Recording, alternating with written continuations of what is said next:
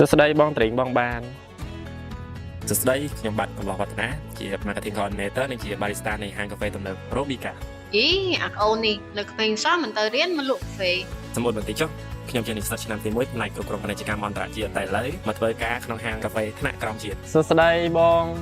សួស្តីអូន បងញ៉ាំអីគេដែរបង សុំអាឡាតេស្ករសូលមួយណា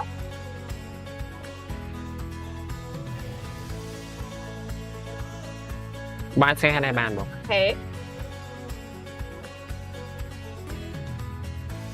ចេះហើយ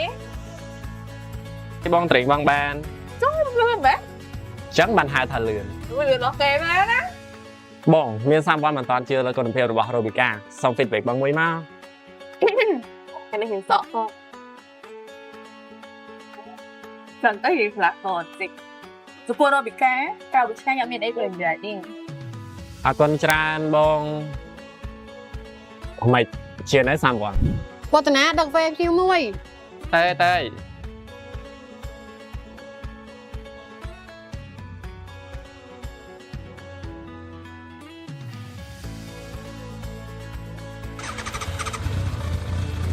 ឈប់យើងមាន promotion បានដែរ matcha ដែរតម្លៃត្រឹមតែ 7000 រៀលសម្រាប់ឯ matcha latte កៅធំបាយបាយ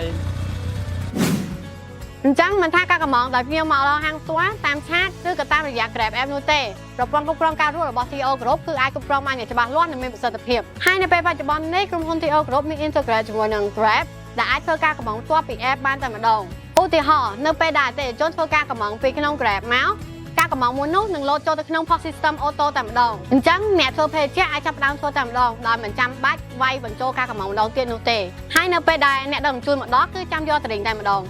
ហើយចំណុចដ៏ពិសេសមួយទៀតគឺអាចឆែករបាយការណ៍លក់ប្រចាំថ្ងៃបានព្រមទាំងអាចឆែករបាយការណ៍ដឹងថាមនុស្សមួយណាដែលលក់ដាច់ជាងគេផងដែរអញ្ចឹងបើសិនជាអ្នកចាប់អារម្មណ៍អាចធ្វើការទំនាក់ទំនងបានទៅកាន់ Facebook Page ឬក៏តាមលេខទូរស័ព្ទទិញនៅខាងក្រោមនេះ